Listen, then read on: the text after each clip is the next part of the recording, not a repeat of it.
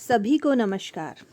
आज इस वीडियो में हम ट्रेंड ग्रेजुएट टीचर्स यानी टीजीटीज़ में भी जो सब्जेक्ट वाले टीजीटीज़ हैं यानी नॉन मिसलेनियस वाले, उनकी हम बात करेंगे और मिसलेनियस वाले जो टीजीटीज़ हैं उनकी हम बाद में बात करेंगे। ठीक है, तो उन दोनों में भी क्या डिफरेंस है ये भी हम देखेंगे।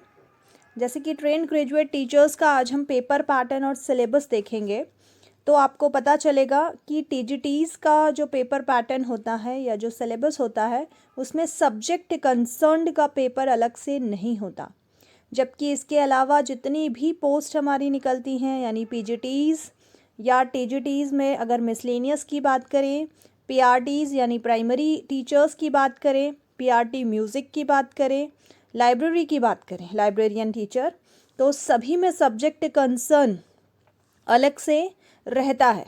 लेकिन अभी मैं इसमें आपको समझाऊंगी कि सब्जेक्ट कंसर्न नहीं है और क्या क्या चीज़ें इसमें आएंगी। तो आइए हम शुरू करते हैं। यहाँ पे देखिए टीजीटीज़ में कौन कौन से सब्जेक्ट की बात की गई है। अगर आप TGT English, TGT Hindi, TGT mathematics, TGT science, TGT social studies and TGT Sanskrit, अगर आप इनके टीचर्स बन रहे हैं, इनके लिए क्या एलिजिबिलिटी क्राइटेरियाज़ हैं ये हम पहले ही एक वीडियो में देख चुके हैं।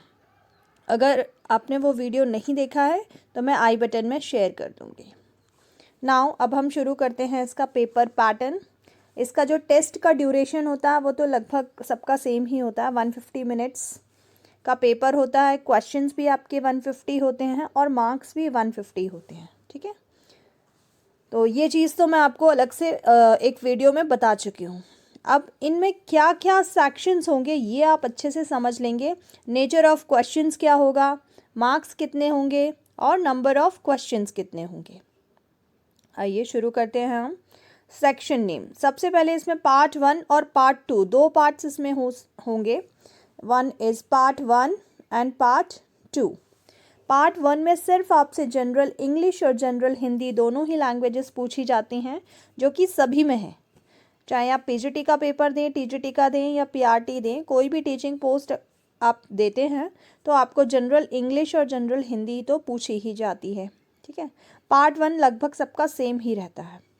तो जनरल इंग्लिश और जनरल हिंदी दोनों 10-10 क्वेश्चंस रहते हैं, यानी 20 मार्क्स की हो गई आपकी, 20 क्वेश्चंस हो गए आपके। नाउ पार्ट 2 जो है वो सब में डिफ़र करता है, इसलिए पार्ट 2 को फोकस करने की आप सभी को आवश्यकता है।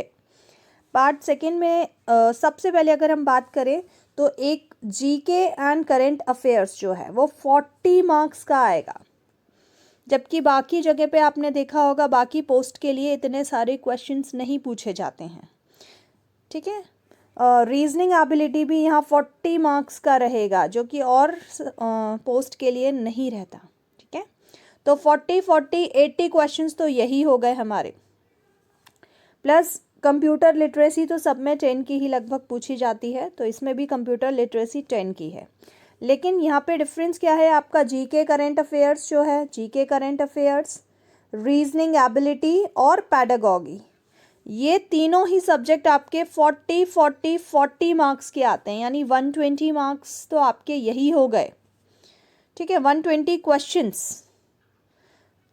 ये तीनों टॉपिक्स ही आप अच्छे से तैयार करें, क्योंकि इन तीनों से ही हमारा जो है वो 120 मार्क्स लगभग बन जाते हैं।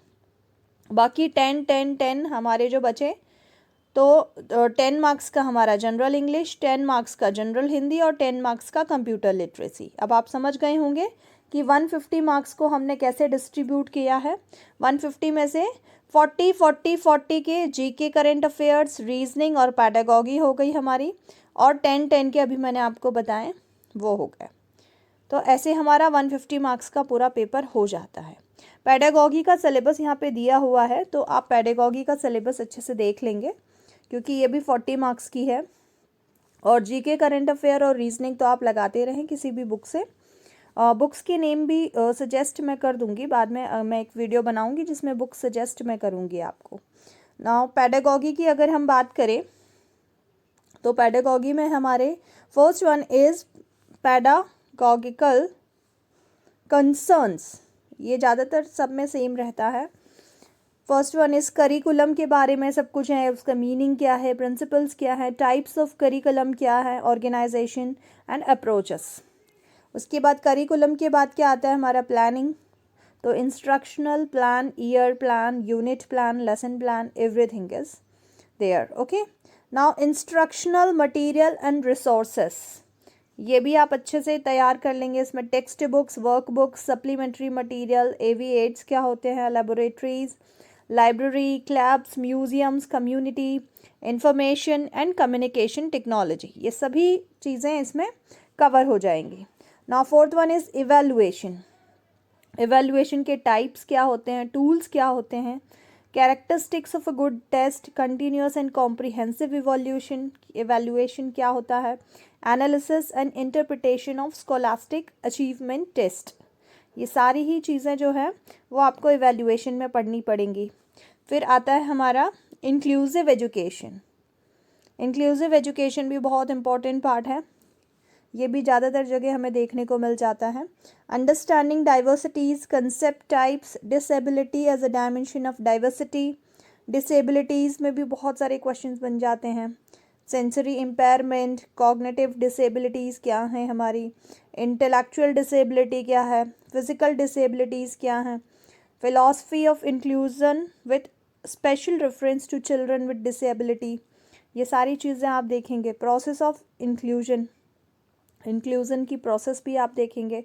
देन कॉन्स्टिट्यूशन प्रोविजंस, कॉन्स्टिट्यूशंस में क्या क्या प्रोविजंस दिए हुए हैं, है ना। Now communication and interaction, communication part भी बहुत इम्पॉर्टेंट है, जो हर एक पैडागॉजी वाले सेक्शन में आता ही आता है। Types of communication, communication in language, communication in the classroom, barriers in communication, everything.